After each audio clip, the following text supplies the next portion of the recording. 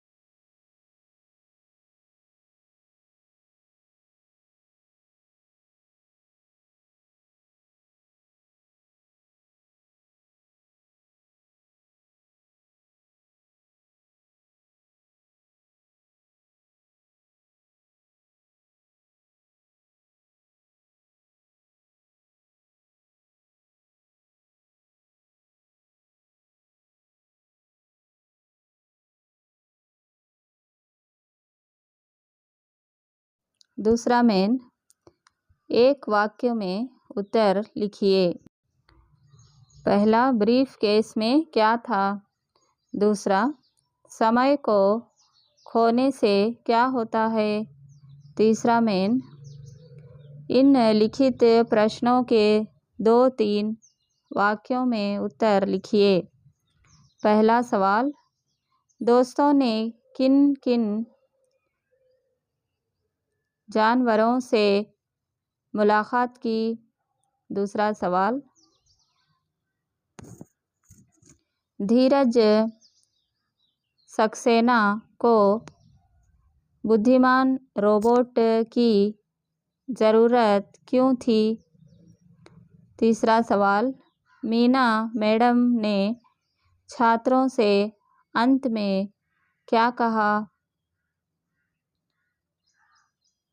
अथवा सलमा ने क्या कहा। चौथा मेन, इन लिखित प्रश्नों के 3-4 वाक्यों में उत्तर लिखिए। पहला सवाल, सम्मेलन में लेखक को कौन कौन से अनुभव हुए। दूसरा सवाल, कविता की अंतिम 4 पंक्तियों में कवि क्या कहना चाहते हैं। तीसरा सवाल, कन्नड़ में अनुवाद कीजिए। शाम को रोबोनिल और रोबोदीप मिले। रोबोदीप बोला, मुझे खुशी है कि हमारे कारण किसी इंसान को नुकसान नहीं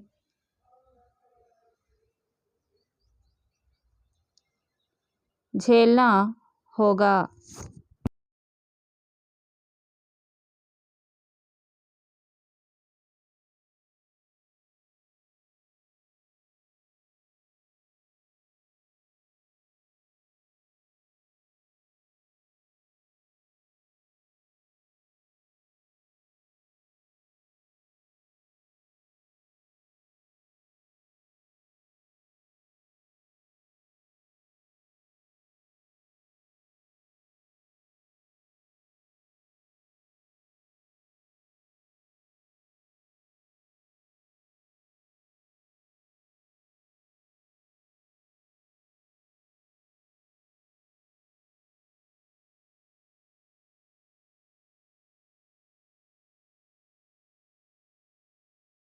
13वां पाठ महिला की साहस गाथा।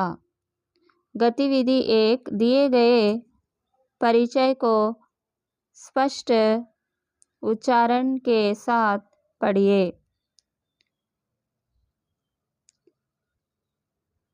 बछेंद्री पाल के परिवार का परिचय। बछेंद्री पाल का जन्म एक साधारण परिवार में हुआ। पिता का नाम कृष्णा पाल सिम्हा और माँ का नाम हंसादेई नेगी था। इन्हें 5 संतान थे। उनमें बछेंद्री पाल तीसरी संतान थी। बछेंद्री पाल के भाई को पहाड़ों पर चढ़ना अच्छा लगता था।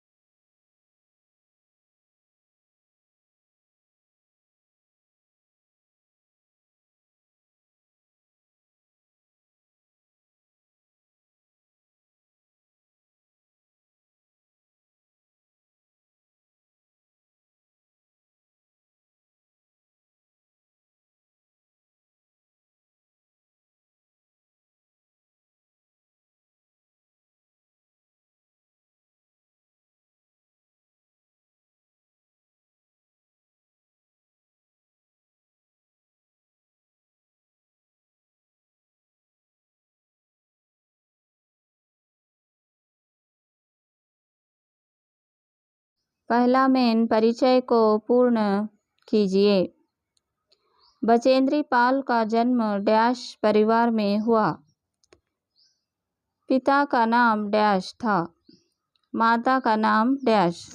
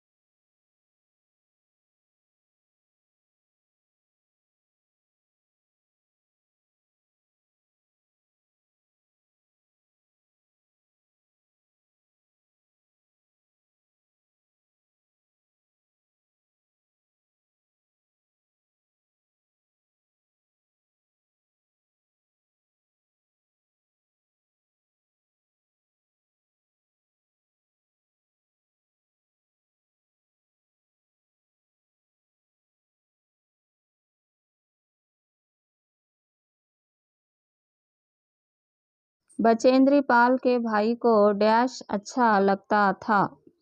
दूसरा में दिए गए प्रश्नों के उत्तर पढ़िए और लिखिए। पहला सवाल, बछेंद्री के माता-पिता कौन थे? बछेंद्री की माता का नाम हंसादेई नेगी और पिता का नाम कृष्णपाल सिम्हा नेगी था।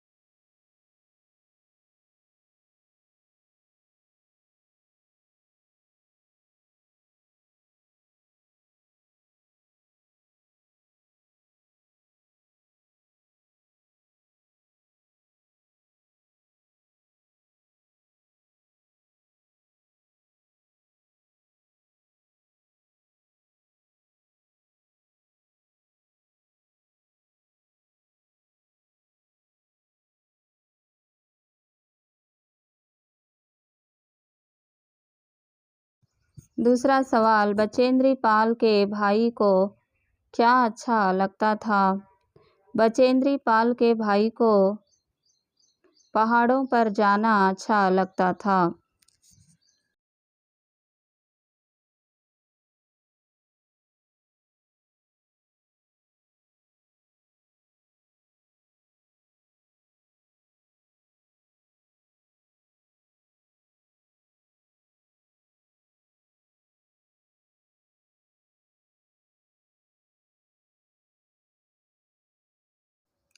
गतिविधि 2, बचेंद्री पाल के बचपन को जानना। ध्यान दीजिए, कक्षा में स्पष्टता से पढ़ना। बचेंद्री का बचपन बहुत मुश्किल से बीता। अपने भाई की तरह पहाड़ों पर चढ़ने का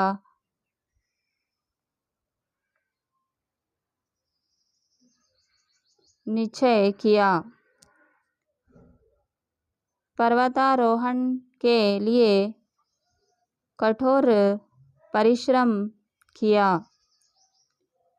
सिलाई का काम करके अपने पढ़ाई का खर्च जुटाया करती थी। पढ़ाई के साथ साथ उन्होंने काला नाग पर्वत, गंगोत्री ग्लेशियर तथा रूडगोरों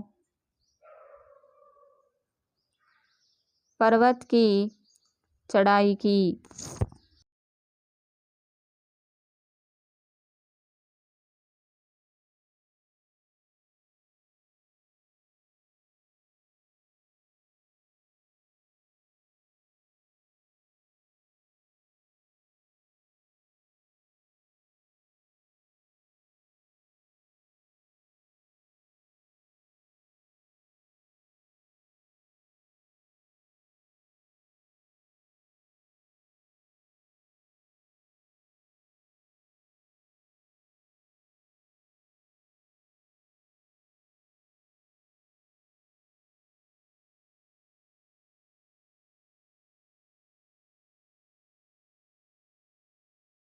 पहला सवाल, बचेंद्री ने क्या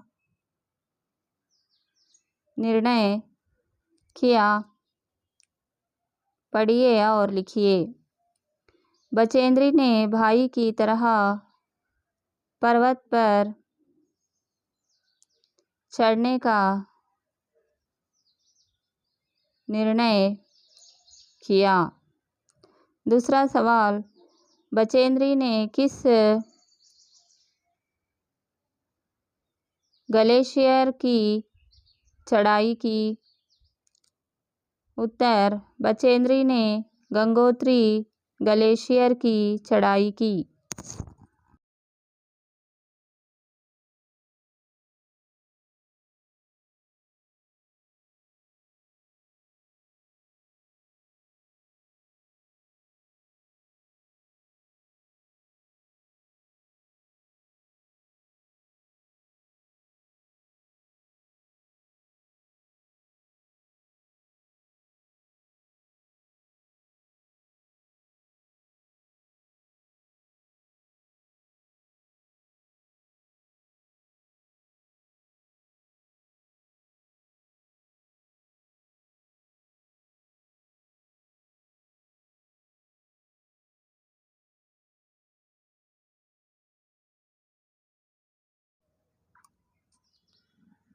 प्रश्न: बचेंद्री का बचपन कैसे बीता?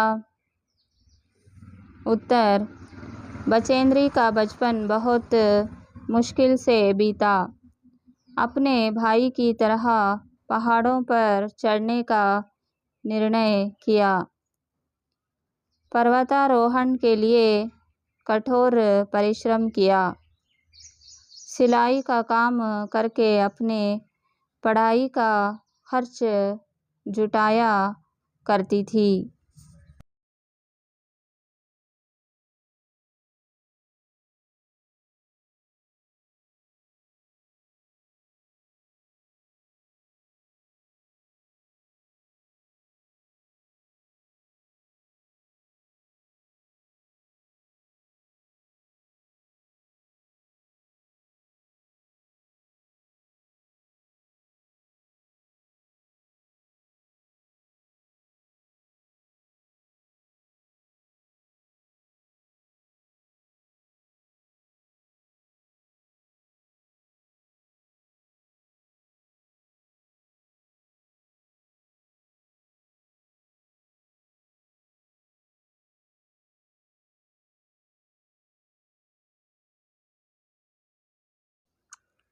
तीसरा गतिविधि: हिमालय पर्वतारोहियों का सम्मेलन के बारे में जानना। निर्देश: इस गतिविधि के लिए छात्र समूह में बैठकर एक-एक अंश को स्पष्ट से पढ़ना। दिल्ली में हिमालय पर्वतारोहियों का सम्मेलन अगस्त 1983 में आयोजित हुआ था। सम्मेलन में बचेंद्री पाल एवरेस्ट पर चढ़ने वाले पहले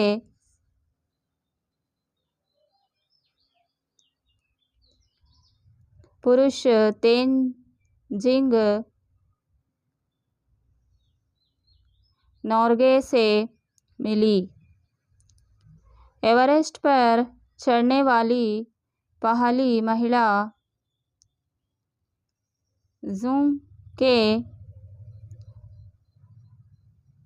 ताबी से मिली। उन्होंने संकल्प किया कि उन्हीं की तरह एवरेस्ट पर पहुंचेंगी।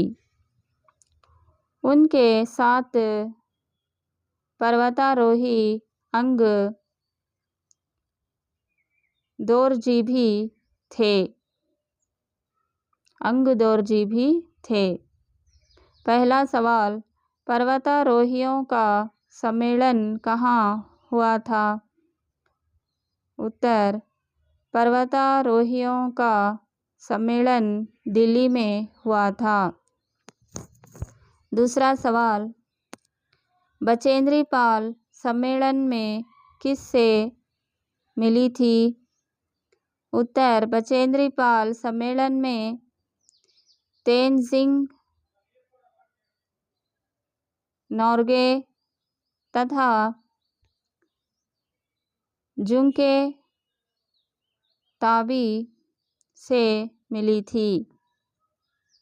तीसरा सवाल: एवरेस्ट पर चढ़ने वाले पहले पुरुष कौन थे?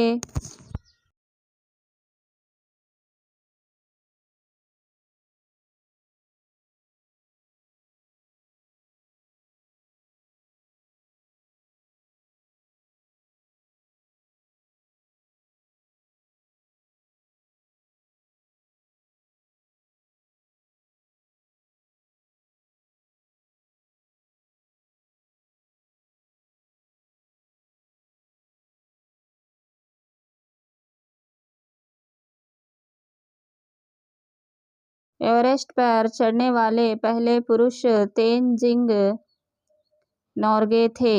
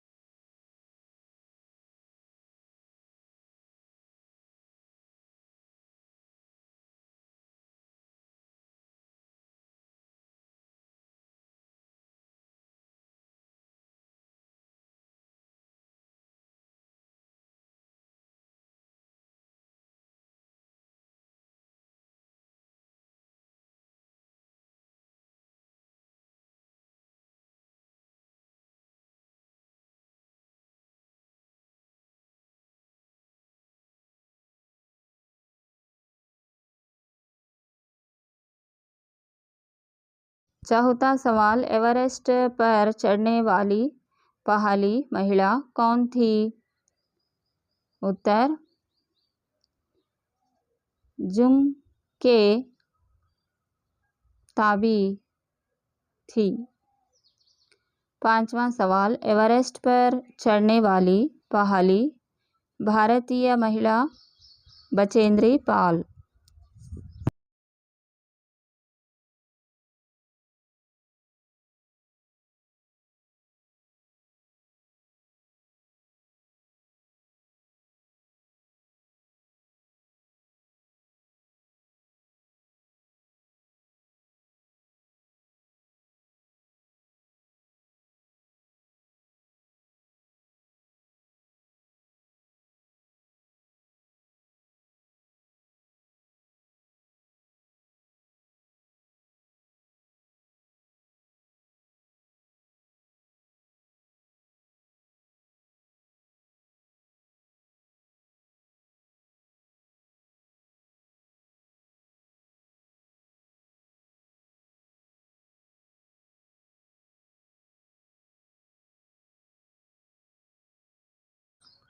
पहला मेन जोड़ कर लिखिए।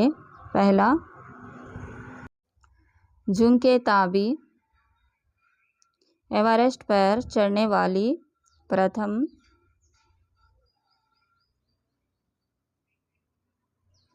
पहली महिला जुंके ताबी। तेंजिंग नोर्गे एवरेस्ट पर चढ़ने वाले पहले पुरुष। बचेंद्री पाल एवरेस्ट पर चढ़ने वाली प्रथम भारतीय महिला। अंग दोरजी पर्वतारोही।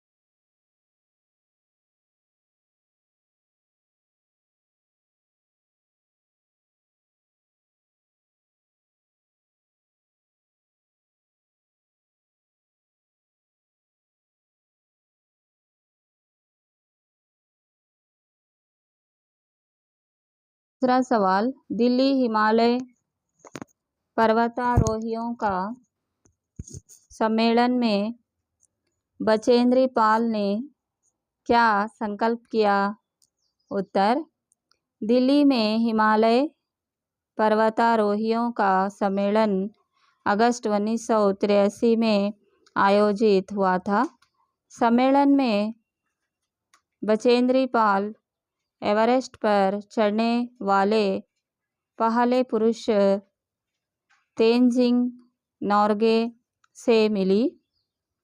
एवरेस्ट पर चढ़ने वाली पहली महिला जुंके ताबी से मिली। उन्होंने संकल्प किया कि उन्हीं की तरह एवरेस्ट पर पहुंचेगी। उनके साथ पर्वतारोही अंग दोरजी भी थे।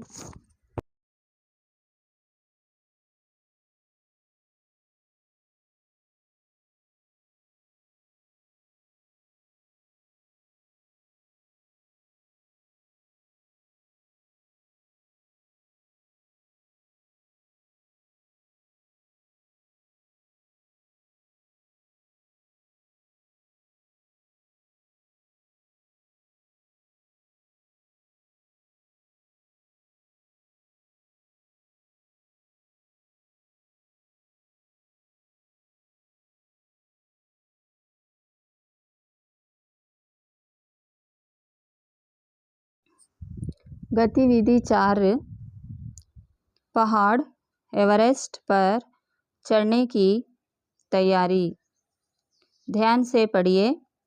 कर्नल खुल्लर ने 3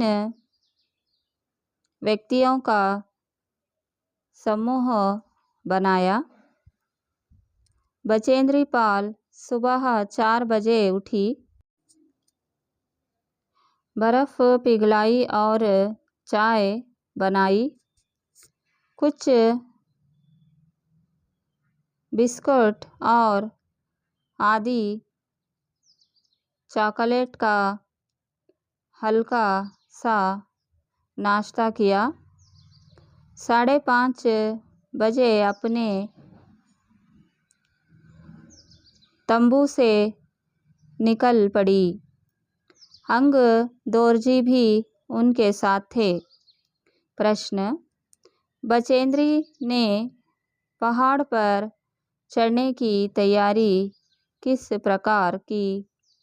उत्तर: बचेंद्री पाल 4 बजे उठी, बर्फ पिघलाई और चाय बनाई।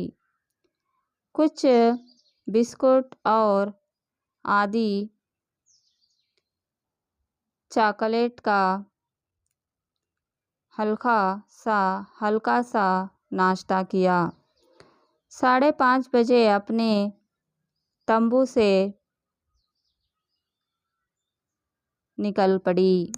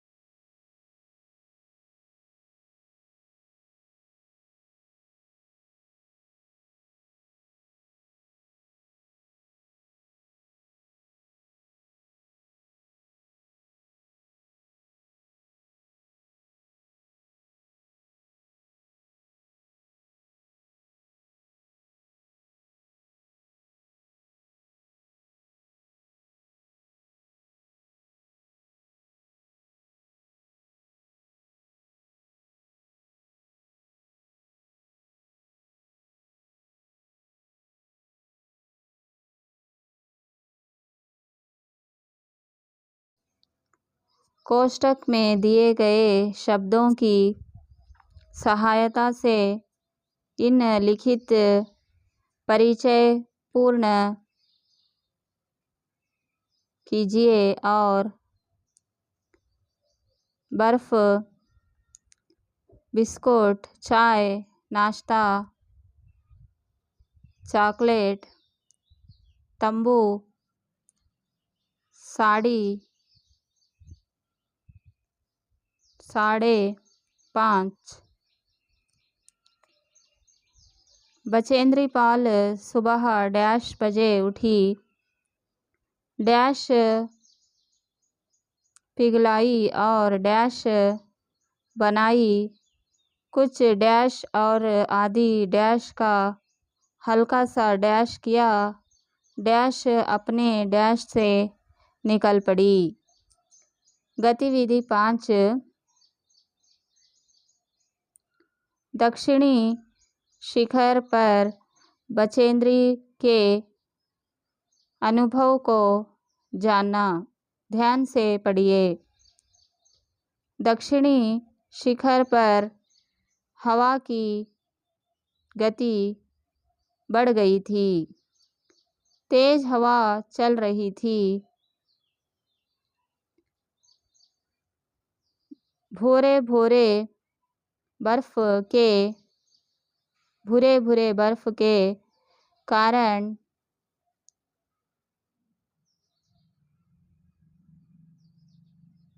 उड़ रहे थे। आँखों को ठीक से कुछ दिखाई नहीं दे रहा था। ऊपर चढ़ने के बाद सामने सीधी ढलान दिखाई दी। तब उन्हें लगा कि वे एवरेस्ट की चोटी पर पहुंच गई।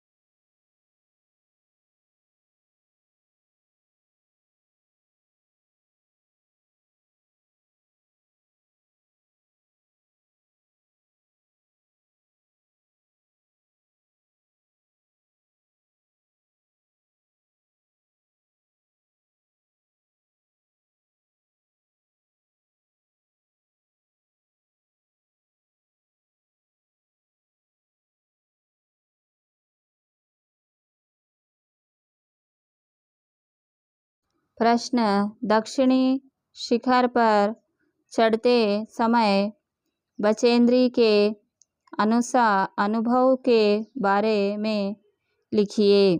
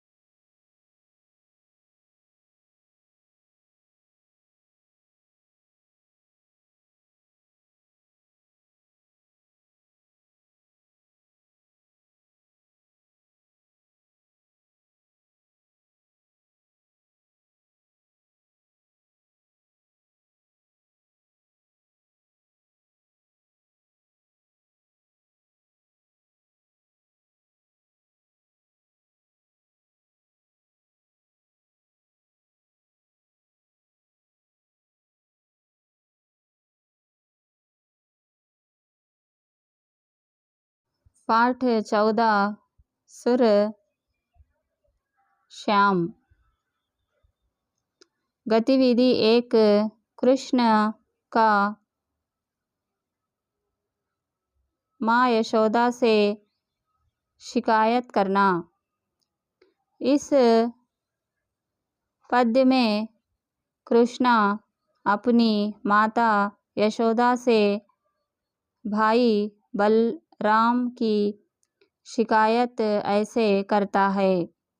भाई कहता है कि माँ यशोदा तुम्हें जन्म नहीं दिया है, मोल लिया है, इसलिए मैं खेलने को नहीं जाता। माँ यशोदा और नंद गोरे हैं, तुम क्यों काले हैं, ऐसे कहता है। इन बातों को सुनकर ग्वाला मित्र चुटकी बजा बजाकर हंसते हैं। माँ तुमने मुझे ही मारना सीखा है। भाई को कभी गुस्सा नहीं करती। पहला में इन लिखित प्रश्नों को पढ़िए और लिखिए। पहला सवाल: कृष्णा अपनी माँ से किसकी शिकायत कर रहा है? उत्तर: कृष्णा माँ से भाई बलराम की शिकायत कर रहा है। दूसरा सवाल, चुटकी दे देकर हंसने वाले कौन थे? उत्तर, चुटकी दे देकर हंसने वाले ग्वाला मित्र थे। तीसरा सवाल, यशोदा और नंद का रंग कैसा था? उत्तर, यशोदा और नंद का रंग को गोरा था।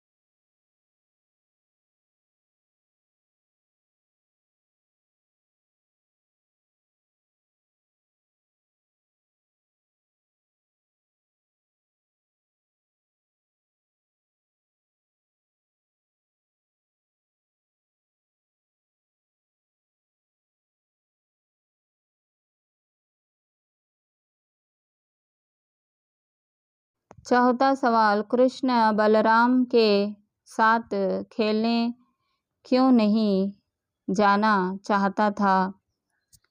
उत्तर, माँ यशोदा ने तुम्हें जन्म नहीं दिया है, तुम्हें मोल लिया है। ऐसे बलराम कृष्ण को चिढ़ाता है, इसलिए कृष्ण खेलने नहीं जाना चाहता था।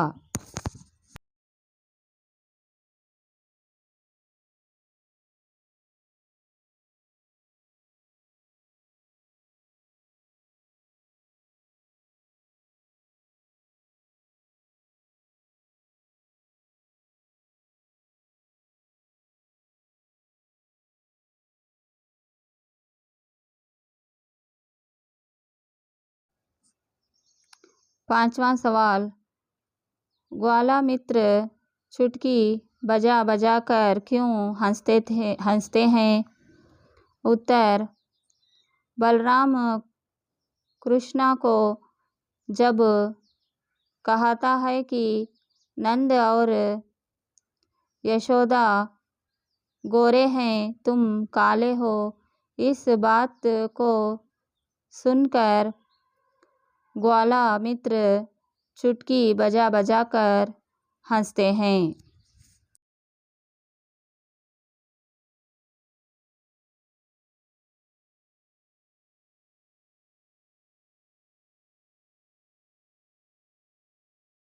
छठवां सवाल, कृष्णा अपनी माता यशोदा के प्रति क्यों नाराज है? उत्तर, माँ तुमने केवल मुझे ही मारना सीखा है, भाई को कभी गुस्सा नहीं करती। इस बात से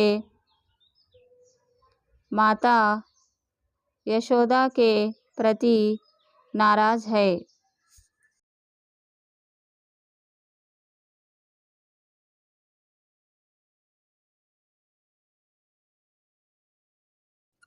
गतिविधि 2, माँ यशोदा के द्वारा कृष्णा के क्रोध को शांत करना।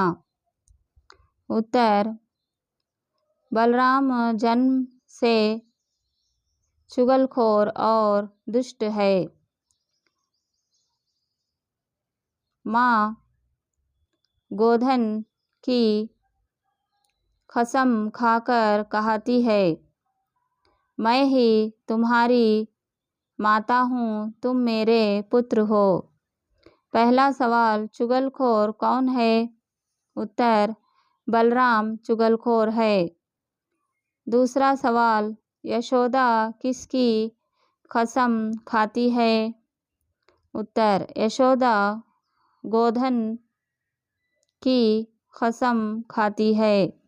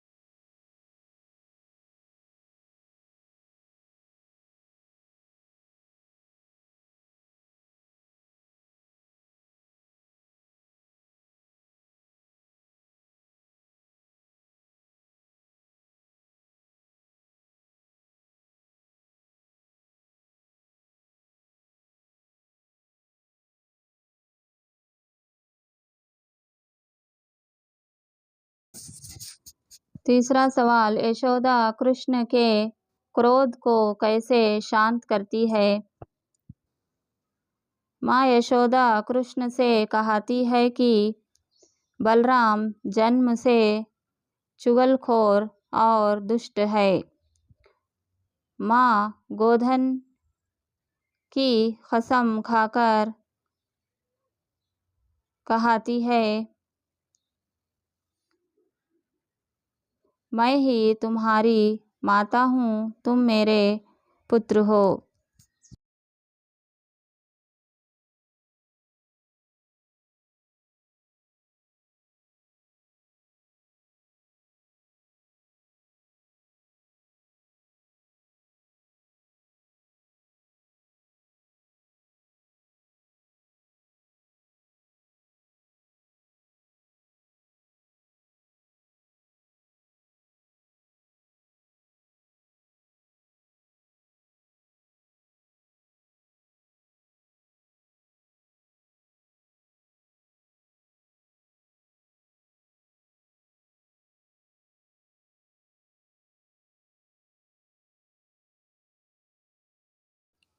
पंद्रहवां पाठ, कर्नाटक संपदा।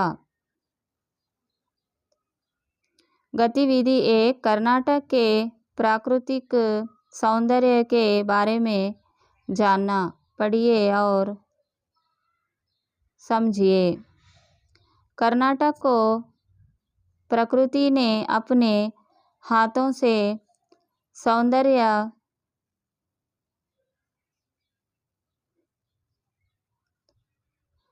सेवा कर सुंदर और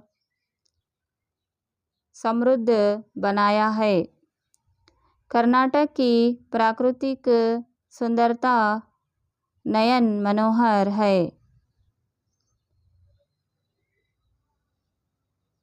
पश्चिम में विशाल अरबी समुद्र लहराता है। दक्षिण से उत्तर तक लंबी पर्वतमालाओं को पश्चिमी घाट कहते हैं। दक्षिण में नीलगिरी पर्वतमालाएं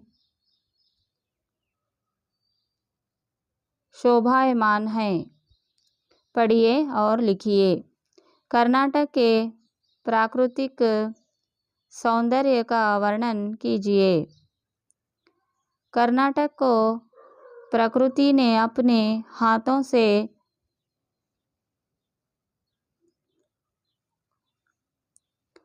समवाकर सुंदर और समृद्ध बनाया है। कर्नाटक की प्राकृतिक सुंदरता नयन मनोहर है। पश्चिम में विशाल अरबी समुद्र लहराता है।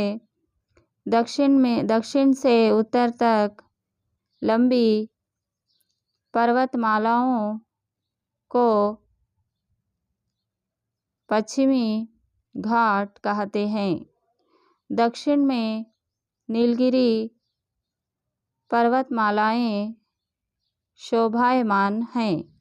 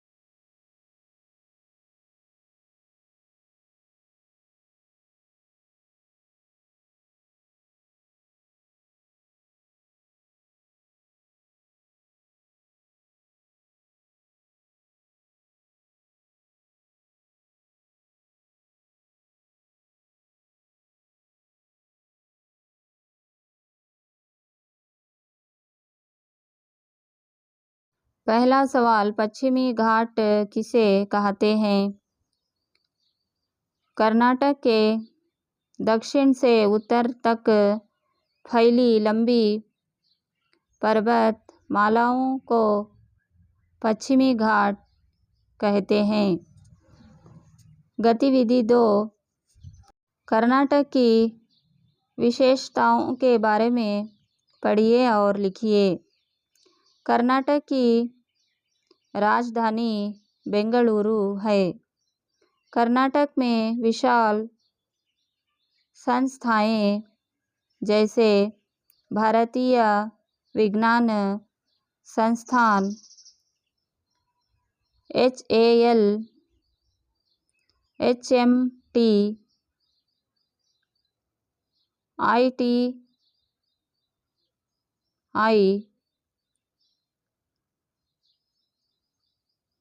BHIL,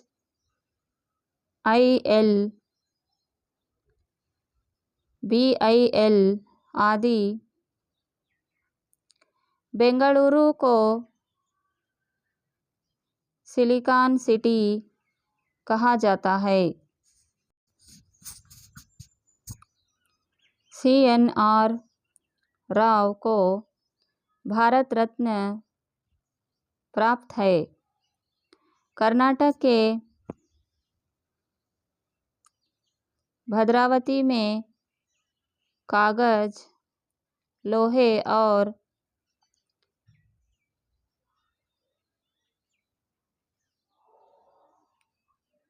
इस्पात के कारखाने हैं। कर्नाटक में चंदन के पेड़ विपुल मात्रा में हैं, इसलिए कर्नाटक को चंदन का आगार कहते हैं।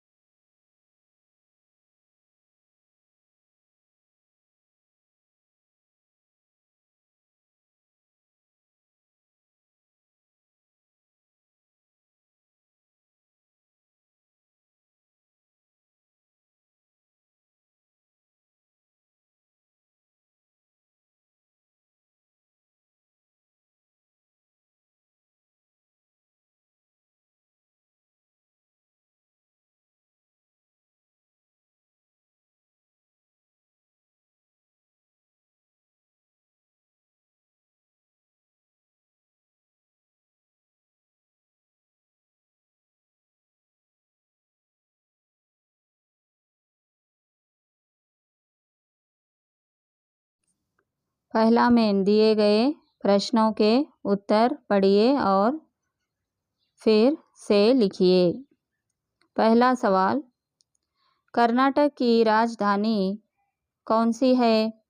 उत्तर, कर्नाटक की राजधानी बेंगलुरु है। दूसरा सवाल, किस नगर को सिलिकॉन सिटी कहा जाता है?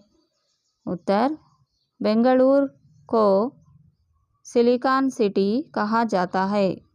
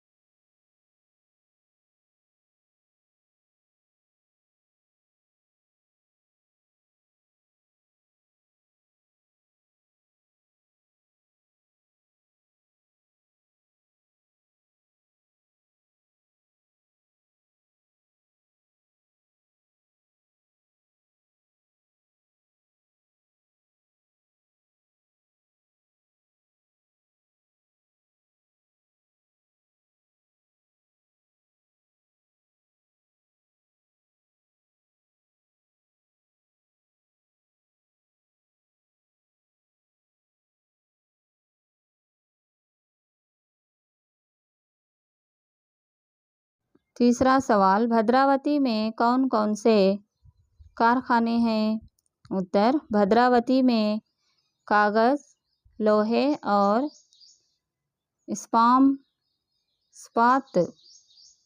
इस्पात के कारखाने हैं। चौथा सवाल, चंदन का आगार किसे कहते हैं? कर्नाटक में चंदन के पेड़ विपुल मात्रा में हैं, इसलिए कर्नाटक को चंदन का आगार कहते हैं।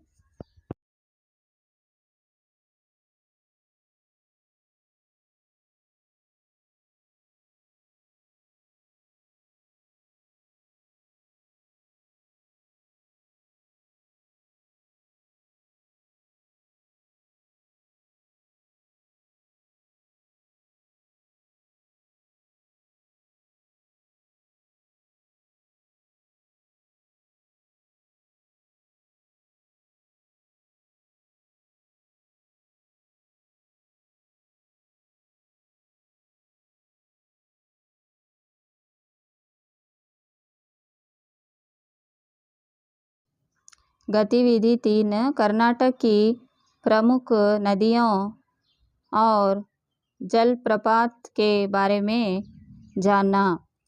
कर्नाटक में कावेरी, कृष्णा, तुंगभद्रा आदि प्रमुख नदियाँ बहती हैं। इन नदियों पर जलाशयों से हजारों एकड़ जमीन की सिंची जाती है। जलाशयों की सहायता से ऊर्जा का उत्पादन केंद्र बने हैं। जोग, अब्बी, गोकाक, शिवनसमुद्र आदि प्रमुख जलप्रपात हैं। प्रश्न, कर्नाटक की प्रमुख नदियाँ और जलप्रपात के बारे में लिखिए।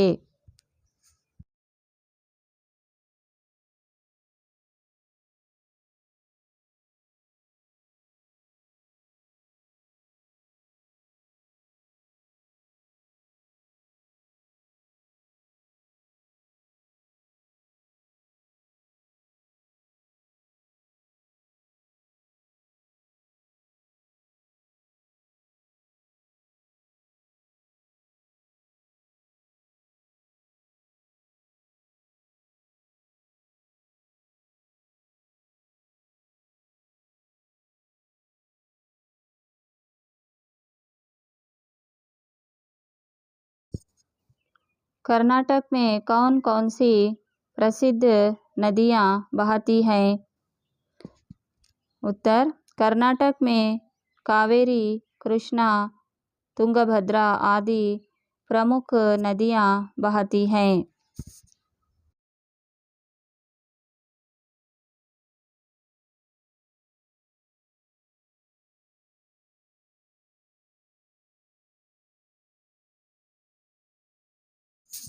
दूसरा सवाल, कर्नाटक में कौन कौन सी जल प्रताप हैं? उत्तर: जोग, अब्बी, गोकाक, शिवनसमुद्र आदि प्रमुख जल प्रपात हैं।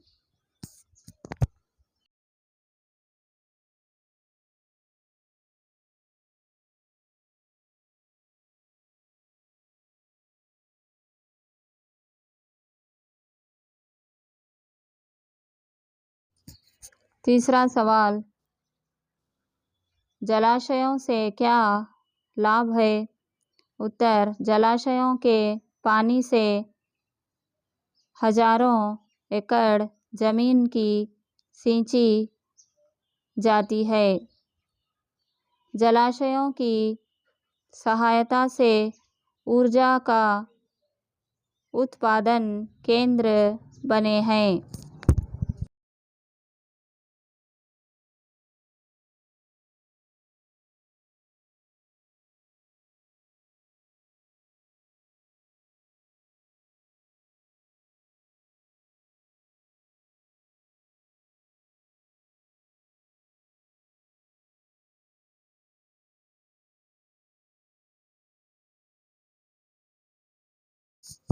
गतिविधि 4, कर्नाटक की शिल्पकला और वास्तुकला पढ़िए और समझिए। कर्नाटक राज्य की शिल्पकला अनोखी है। बादामी, ऐहोळे, पट्टदकल्लु में जो मंदिर हैं उनकी शिल्पकला और वास्तुकला अद्भुत है। बेलूरू, हळेबीडु, सोमनाथपुर के मंदिरों में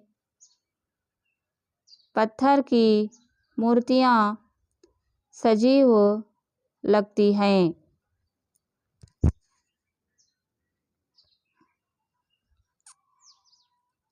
श्रवणबेळगोळा में गोमटेश्वर की 57 फुट ऊंची एक शिला प्रतिमा है। विजयपुर के गोल गुंबज की व्हिस्परिंग गैलरी वास्तुकला का अद्वितीय नमूना है। मैसूर का राजमहल कर्नाटक के वैभव का प्रतीक है। प्राचीन सेंट फिलोमिना चर्च जगनमोहन राजमहल का पुरातत्व वस्तु संग्रहालय अत्यंत आकर्षणीय है। दूसरा में इन लिखित गद्यांश को ध्यानपूर्वक पढ़कर पूछे गए शब्दों के उत्तर लिखिए। कर्नाटक राज्य की शिल्पकला अनोखी है। बादामी ऐहोळे पट्टादकल्लू में जो मंदिर हैं उनकी शिल्पकला और वास्तुकला अद्भुत है। बेलूरू हळेबीडु सोमनाथपुर के मंदिरों में पत्थर की मूर्तियों सजीव लगती हैं। श्रावणबेळगोळा में गोमटेश्वर की 57 फुट ऊंची एक शिला प्रतिमा है। विजयपुर के गोल गुंबज की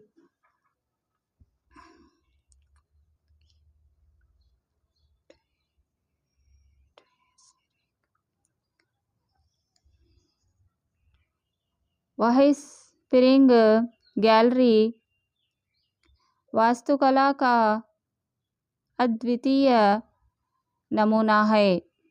मैसूर का राजमहल कर्नाटक के वैभव का प्रतीक है। प्राचीन सेंट फिलोमिना चर्च जगनमोहन राजमहल का पुरातत्व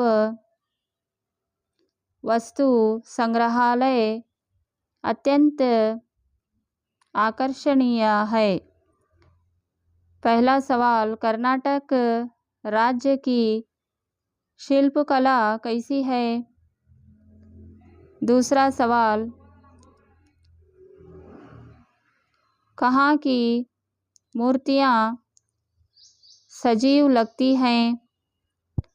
तीसरा सवाल, श्रावणबेळगोळा में गोमटेश्वर की मूर्ति कितनी फुट है?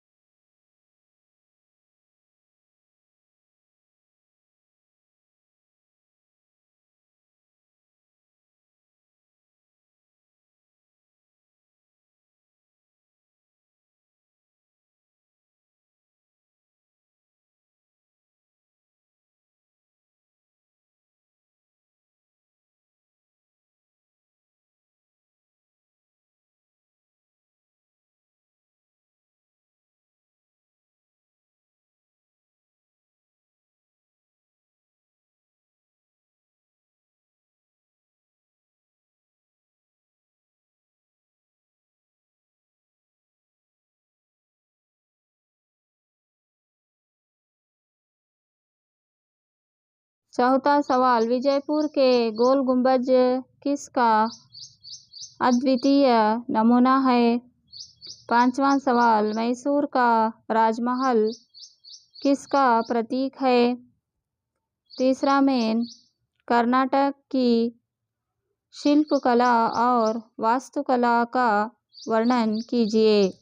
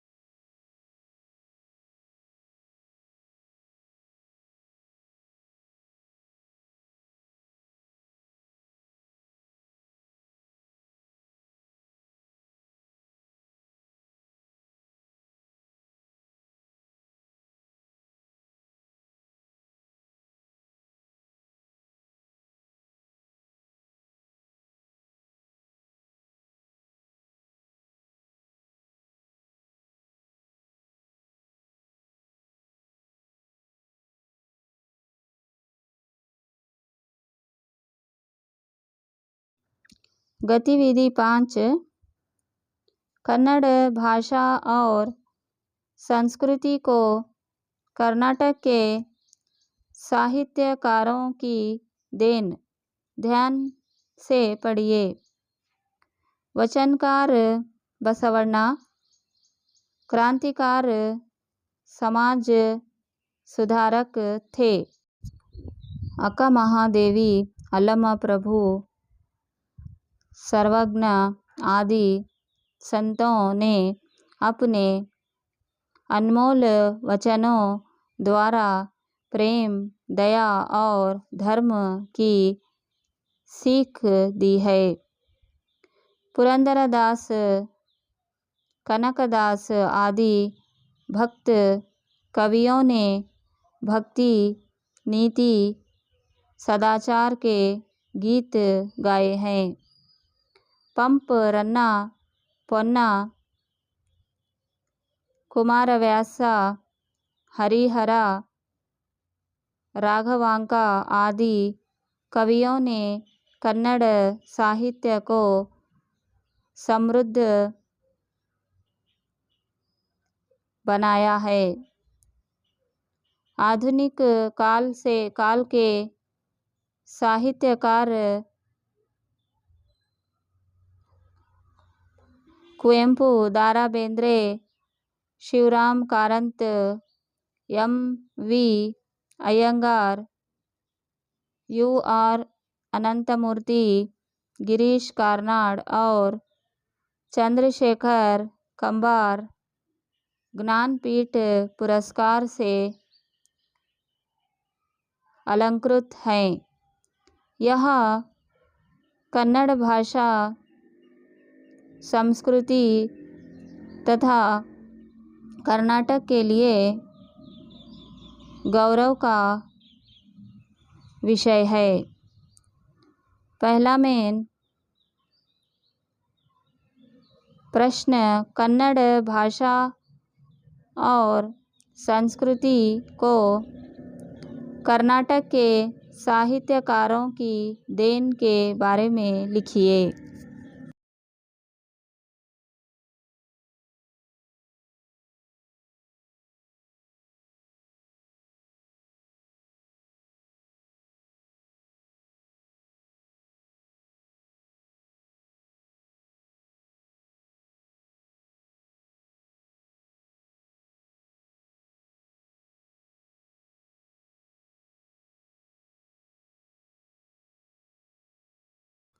दूसरा सवाल, कर्नाटक के किन साहित्यकारों को ज्ञानपीठ पुरस्कार मिला है?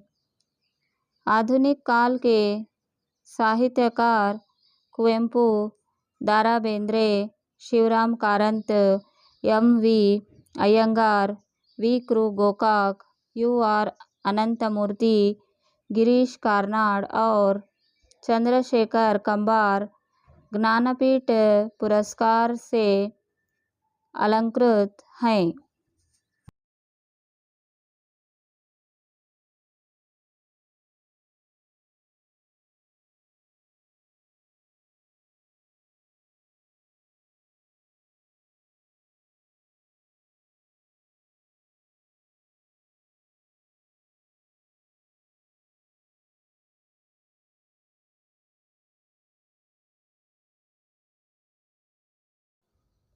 समझकर लिखिए।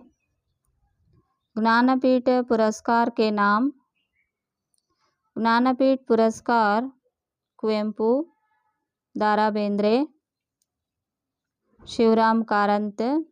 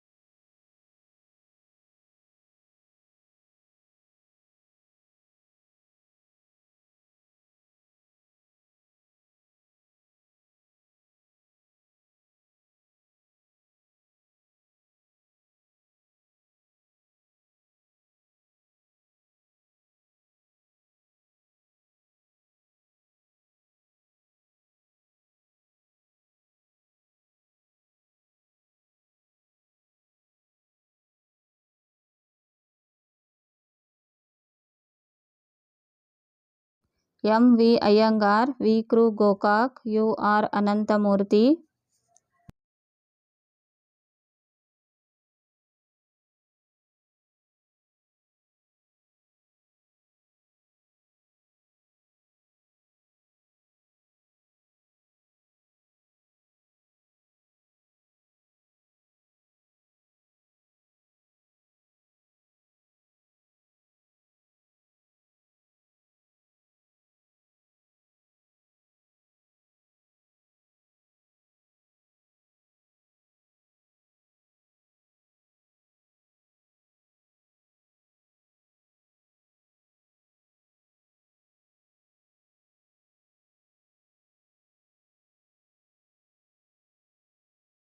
गिरीश कार्नाड, चंद्रशेखर कंबार।